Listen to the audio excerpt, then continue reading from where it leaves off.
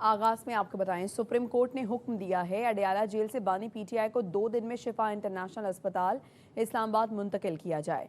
गिरफ्तारी से अब तक का मुकम्मल मेडिकल रिकॉर्ड, टेस्ट रिपोर्ट्स, नुस्खे और इलाज की तफसील भी तलब कर ली गई। अदालत उज़्मा ने कहा, बानी पीटीआई की सेहत के बारे में रिपोर्ट्स बज़ाहिर बिगड़ी हुई हैं। कैद में होने के बावजूद हर शख्स इंसानी सलूक और ज़रूरी तिबी सहूलत का हकदार है। बानी पीटीआई का इलाज सरकारी अस्पताल में होना चाहिए। हुकूमत का फैसले में तरमीम के लिए सुप्रीम कोर्ट जाने का फैसला। वज़ीर कानून आज़म नज़ीर तारड़ ने कहा, शिफा अस्पताल में इलाज के फैसले का जायजा लिया गया। अथॉरिटीज़ का ख्याल है ये हुक्म सजा याफ्ता कैदी के कवानीन में नहीं आता। नजरसानी के लिए सुप्रीम कोर्ट से रुजू किया जाएगा। उनका जायजा लेने के बाद अथॉरिटीज का ये ख्याल है ये ऑर्डर जो है ये कानून के उन 4 वॉल्स के अंदर नहीं है जो कि किसी भी सजा याफ्ता शख्स को जो सहूलियात फराहम की जा सकती हैं जेल में लागू कवानीन के तहत नजरसानी के जरिए वो सुप्रीम कोर्ट से रुजू करें और इस ऑर्डर की मुनासिब मॉडिफिकेशन की दरख्वास्त की जाए। इसे टर्शरी केयर सरकारी हॉस्पिटल में उनका मुआयना कराया जाए। कानून ये प्रोवाइड करता है कि पहले एक बोर्ड होगा, बोर्ड ये फैसला करेगा कि आया जेल के अंदर इलाज होना है या जेल के बाहर होना है। जेल के बाहर अगर ले जाना है तो हर सूरत में सरकारी हॉस्पिटल्स में ही ये सहूलियात मुयस्सर होती है। वजीर कानून अदालत के हुक्म पर अमल दरामद कराएं। पीटीआई रहनुमा नईब हैदर पंजोता का वफाकी वजीर कानून आज़म नज़ीर तारड़ के बयान पर रद्द अमल। बोले, अब कहा जा रहा है इलाज सिर्फ सरकारी अस्पताल में होना चाहिए, प्राइवेट अस्पताल में नहीं। लंदन में नवाज शरीफ का इलाज जिस अस्पताल में हुआ, क्या वो सरकारी था? नवाज शरीफ की मर्जी के डॉक्टर्स ने इलाज किया, वो सब कुछ उस वक्त जायज़ था। हम ना डील, ना ढील और ना एनआरओ मांग रहे हैं। हम मुल्क से भागने वाले नहीं हैं। सुप्रीम कोर्ट ने बानी पीटीआई को शिफा इंटरनेशनल अस्पताल मुंतकिल करने की हिदायत की है। जो फैसला हक में आए दुरुस्त और जो खिलाफ आए मानने से इनकार काबिल कबूल नहीं। खान साहब के हवाले से जो ऑर्डर दिया गया है, फर्स्ट ऑफ ऑल वो कह रहे हैं जी कि सरकारी हॉस्पिटल के अलावा प्राइवेट हॉस्पिटल में कैसे ले जाया जा सकता है, बोर्ड रिकमेंड करेगा, ये करेगा, वो करेगा। तो लंदन जो नवाज शरीफ साहब गए थे, जहाज के ऊपर बैठ के, इस्टाम दे के, डीलें और ढीलें लेकर, तो वो लंदन के अंदर क्या सरकारी अस्पताल था? वो लंदन के अंदर जो डॉक्टर्स थे वो सरकारी डॉक्टर थे? बताएं। उस फैसले को रद्दी की टोकरी में ना डालें, उस फैसले को माने, अदालतों के फैसलों का एहतराम करें। कोई फैसला आपके हक में आए तो वो ठीक है, और अगर किसी के बुनियादी इंसानी हकूक का मामला है, उसके इलाज का मामला है, उस पर आए तो आप उस पर भी सियासत करने के लिए आ गए। पाकिस्तान तहरीक इंसाफ की क़यादत का बानी पीटीआई के अस्पताल मुंतकली से मुतालिक सुप्रीम कोर्ट के फैसले का खैर मकदम। पीटीआई कायदीन का कहना है अदालत उज़्मा के हुक्म पर मनोवन अमल किया जाएगा। ऐसा कोई काम नहीं होगा जिससे सुप्रीम कोर्ट के फैसले की तौहीन हो। पहले बानी पीटीआई की सेहत अहम है, सियासत बाद में होती रहेगी। अच्छा फैसला आया है, ये फैसला पहले आना चाहिए था। मैं भी यकीन दहानी कराता हूँ कि सुप्रीम कोर्ट ने जो ऑर्डर किया है उस पर हम मनो अमल करेंगे। हुकूमत को कंक्रीट स्टेप लेने चाहिए, डायलॉग की तरफ बिल्कुल बढ़ना चाहिए। ऐसी स्टेटमेंट नहीं देने चाहिए बोथ साइड्स को जिससे सियासी टेम्परेचर बढ़े। सुप्रीम कोर्ट ने हुक्म दिया है 2 दिनों में इमरान खान साहब को अडयाला जेल से यहाँ इस्लामाबाद में शिफा इंटरनेशनल अस्पताल में मुंतकिल किया जाए। हमें यह कहा गया है कि शिफा इंटरनेशनल अस्पताल के इर्द गिर्द कोई जमघट्टा नहीं होना चाहिए, और मैंने अदालत से कहा किसी सूरत भी इमरान खान साहब की सेहत को सियासत का कोई हरबा नहीं बनाएंगे। वो कमिटमेंट सलमान अकरम राजा साहब ने की है वसीयत सेक्रेटरी जनरल पाकिस्तान तहरीक इंसाफ, वो हम सब ऑन करते हैं। किसी भी वर्कर ने या पाकिस्तान के किसी भी मुहिब्बुल वतन पाकिस्तानी ने जो इमरान खान साहब के साथ इश्क करता है, कोई भी ऐसा कदम नहीं उठाना जिससे अदलिया की तौहीन हो, इस फैसले की तौहीन हो, जिनका ताल्लुक हम में से किसी से नहीं होगा।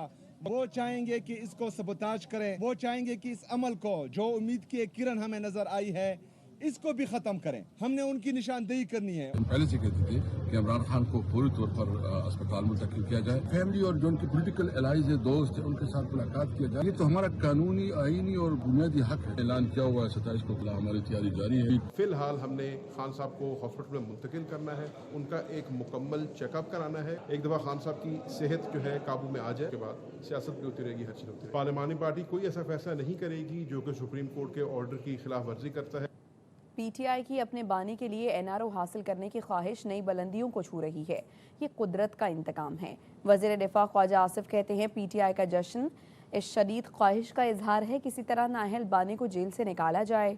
एक्स पैगाम में ख्वाजा आसिफ ने कहा, बानी पीटीआई को अदलिया से गैर मामूली रिलीफ मिला, पूरी जमात ने फैसले पर जश्न मनाया, इससे बड़ा यू टर्न क्या होगा। पीटीआई अपने मर्द आहन को जेल से अस्पताल ले जाने की फरियादी है। फैसले पर खुशियां मनाने से पहले पीटीआई को अपने बयानी के वाज़ेह तज़ादा का जवाब देना चाहिए।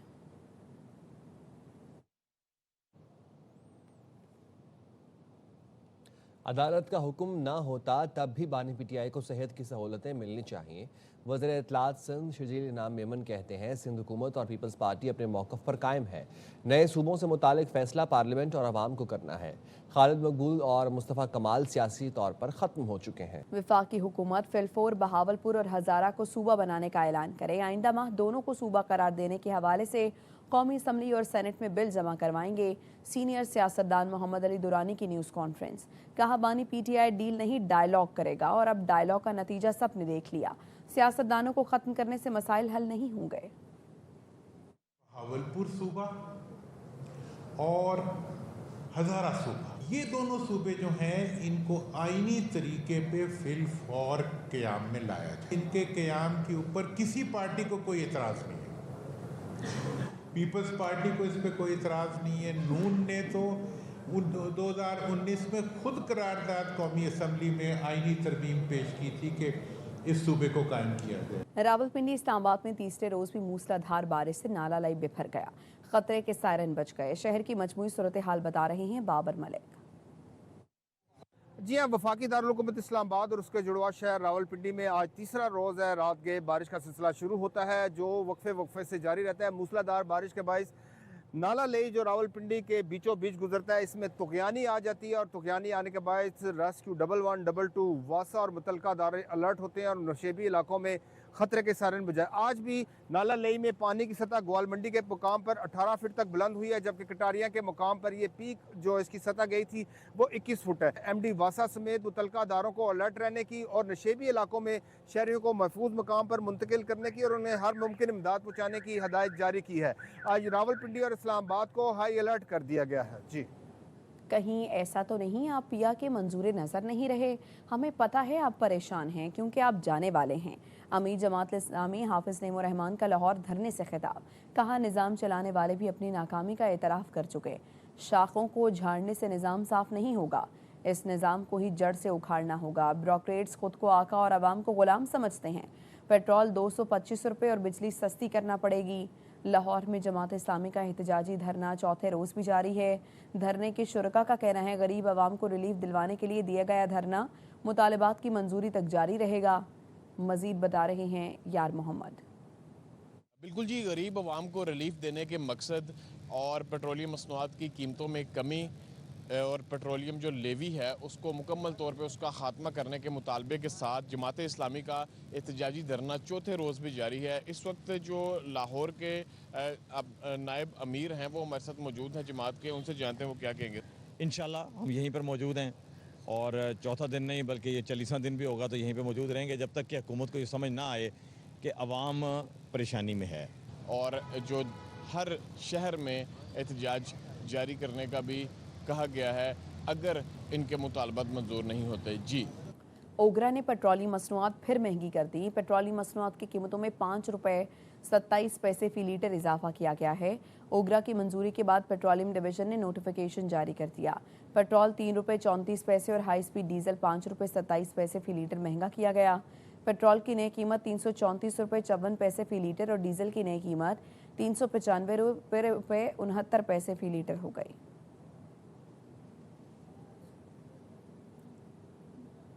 जुलाई की माहाना फ्यूल एडजस्टमेंट के तहत बिजली 2 रुपये 52 पैसे फ़ी यूनिट महंगी होने का इम्कान है। नेप्रा CPPA की दरखास्त पर 27 अगस्त को समाअत करेगा। CPPA के मुताबिक जुलाई में 15 अरब 12 करोड़ 20 लाख यूनिट्स बिजली पैदा हुई। डिस्कोस को 14 अरब 50 करोड़ 10 लाख यूनिट्स बिजली फराहम की गई। दरामदी LNG से पैदा होने वाली बिजली की लागत 47 रुपये 38 पैसे है।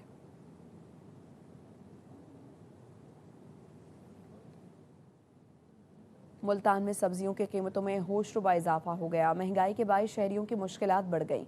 शहरियों ने हुकूमत से सब्जियों की कीमतों में कमी और रिलीफ का मुतालबा कर दिया। राना फारूक रिपोर्ट करेंगे। मुल्तान में सब्जियों की कीमतें आसमान से बातें करने लगी हैं, जिसके बाइस आम आदमी का घरेलू बजट मुतासर हो रहा है। कद्दू 200 रुपए, भिंडी 240 रुपए, प्याज 150 रुपए, टिंडे 350 रुपए, करेला 220 रुपए, जबकि खीरा 230 रुपए फी किलो के हिसाब से फरोख्त हो रहा है। शहरियों का कहना है सब्जियों की कीमतों में मुसलसल इजाफे के बाइस रोजमर्रा के अखराजात पूरे करना मुश्किल हो चुका है। टमाटर, प्याज, आलू, करेला, भिंडी, जिस मर्जी सब्जी को हाथ लगा लेंगे वो सैकड़ों में होगी। 200-300 रुपए किलो है, इससे कम नहीं है। अब आप मुझे बताएं हम खाएं क्या, पकाएं क्या? बहुत महंगाई हो गई है, गरीब की पहुंच से बहुत दूर है सब्जी। हुकूमत को चाहिए कि सब्सिडी दे सब्जी पे भी खसूसी। शहरियों का मुतालबा है कि हुकूमत सब्जियों की कीमतों में कमी के लिए मौसर इकदाम करे और उन्हें महंगाई से रिलीफ फराहम किया जाए। कैमरामैन इमरान असलम के साथ राना फारूक, एयरवे न्यूज़, मुल्तान।